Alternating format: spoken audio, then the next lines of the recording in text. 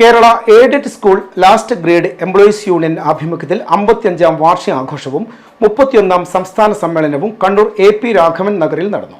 ചടങ്ങ് Kannur deputy mayor advocate P. Indira ഉദ്ഘാടനം ചെയ്തു. ആധുനിക കാലഘട്ടത്തിലെ മാറിയ വിദ്യാഭ്യാസ മേഖലയെയും മറ്റ് മേഖലകളെക്കുറിച്ചും സംസാരിച്ചു.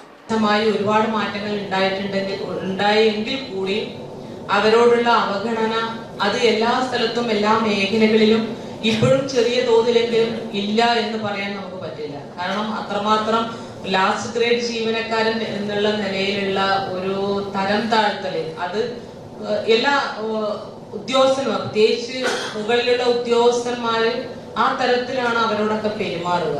അതോടൊപ്പം തന്നെ ഇവിടെ സൂചിപ്പിക്കേണ്ടായി, ഒരു ചോദ്യപേപ്പറിന്റെ കാവലാളായി ഇപ്പോഴും ലാസ്റ്റ് ഗ്രേഡ് ജീവനക്കാരൻ നിൽക്കേണ്ടി വരിക എന്ന് പറയുന്നത് അതും ഒരു ഉചിതമായിട്ടുള്ള ഒരു കാര്യമല്ല എന്ന് നമുക്കറിയാം. കാരണം SLC പരീക്ഷ ചോദ്യപേപ്പർ എങ്ങനെയാണോ സൂക്ഷിക്കുന്നത് അതുപോലെ തന്നെ ഹയർ സെക്കൻഡറി ചോദ്യപേപ്പറുകളും സൂക്ഷിക്കാനുള്ള ഉത്തരവാദിത്വം സർക്കാരിന്റെ ഭാഗത്തു നിന്ന് തന്നെ ഉണ്ടാവണം. അത് ഒരു ലാസ്റ്റ് ഗ്രേഡ് ജീവനക്കാരനെ ഏൽപ്പിച്ചുകൊണ്ട് അതിന്റെ ഉത്തരവാദിത്വത്തിൽ നിന്ന് ഒഴിവാകുക എന്ന് പറയുന്നത് ശരിയായ ഒരു രീതിയല്ല എന്ന് നമുക്കറിയാം.